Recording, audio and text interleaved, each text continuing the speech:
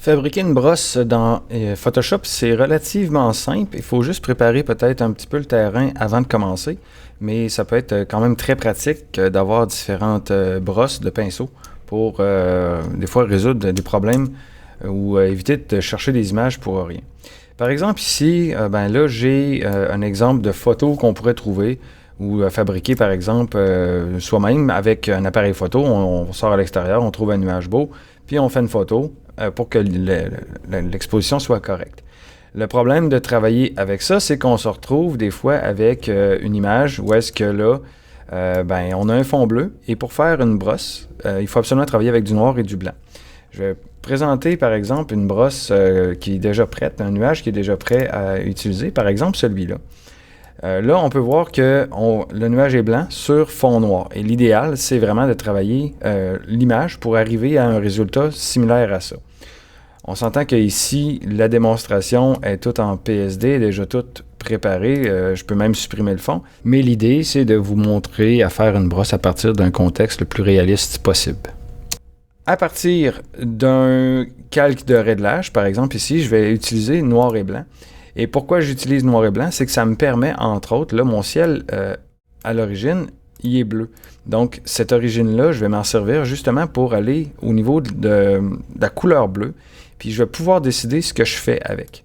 Par exemple, quand on va voir ici, quand je bouge le curseur de gauche à droite, ben, je peux amener le curseur du bleu complètement dans le noir. Ici, comme ça, c'est déjà réglé. C'est pas plus compliqué que ça. Là où je vais porter une attention particulière, c'est de m'assurer d'avoir un noir qui est complètement noir, qui est pur, parce que dès que je vais avoir une information de couleur, ben, mon pinceau ne fonctionnera pas correctement. Une fois que j'ai fait mon ajustement initial, ce que je peux faire, c'est que je peux, soit avec la pipette, obtenir les informations ici pour m'assurer d'avoir un noir pur partout. Comme là, on voit qu'il reste encore un 18 à l'intérieur. Donc, je vais me placer un petit curseur comme ça ici pour m'assurer qu'il n'y a plus rien là-dedans. Donc, je vais baisser encore le bleu jusqu'à l'obtention du chiffre 0. Ce que je peux faire aussi, par exemple, c'est plus cette méthode-là que je vais utiliser parce que des fois, on est un peu paresseux, c'est que je vais utiliser un deuxième calque de réglage et ce calque de réglage-là va être niveau. Niveau pourquoi? Parce qu'on voit très bien quand on observe le panneau de propriété qu'il y a un espace ici au début qui est justement dans les tons foncés, en fait dans les noirs, que je vais pouvoir tout simplement prendre et l'amener. Puis on peut même faire Alt pour afficher la zone où est-ce que là, le noir devient pur. Fait que dès qu'on voit du noir apparaître, ce noir-là est 100% noir. L'avantage aussi du niveau, c'est que je pourrais venir et rééclaircir le nuage si je veux avoir un petit peu plus de nuances à l'intérieur. On va quand même être prudent sur le blanc parce que je ne veux pas que le blanc perce complètement. Je veux vraiment utiliser le blanc le plus proche possible.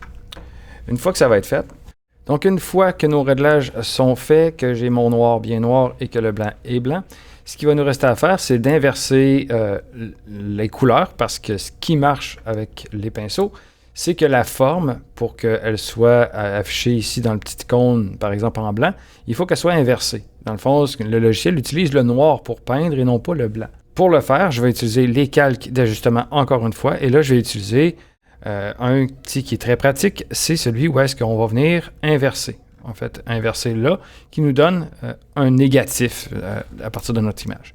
Donc là, le blanc est noir et le noir est blanc. Il n'y a pas vraiment d'ajustement à faire autrement que ça. Et à partir de là, je vais utiliser mon outil de sélection rectangulaire. C'est bien important que ce soit le rectangulaire. Je vais faire la sélection autour de la zone que je vais utiliser pour mon pinceau. Je vais ensuite aller dans le menu Édition et trouver le bouton Définir un pinceau prédéfini. Ici, il est gris, mais ça, c'est parce que j'ai fait une petite erreur. J'ai laissé le calque de réglage actif alors qu'il faudrait que je sélectionne n'importe quel calque d'image. C'est juste important de ne pas être sur un calque de réglage. Je retourne dans le menu et là, il devrait être disponible Définir un pinceau prédéfini. On lui donne le nom qu'on veut et on voit même ici que l'image correspond à ce que je vais avoir comme outil. On va l'appeler nuage 1.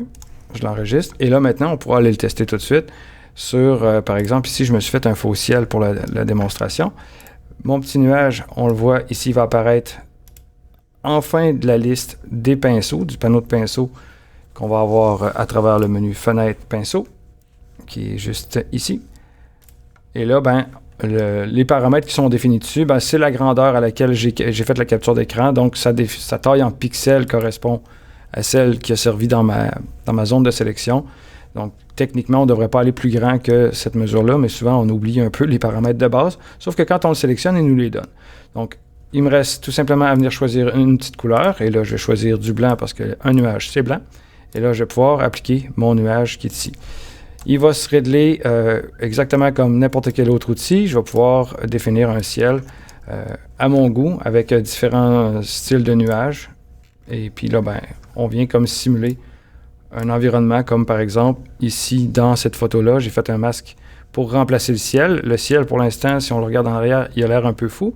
Par contre, étant donné que c'était juste pour des sections de l'image, ben, je désactive mon masque pour voir que on a simplement créé un peu de ciel à travers les arbres qu'il y avait là et c'est parfait pour ce que j'ai besoin dans le moment. Je pourrais peut-être en rajouter un petit là.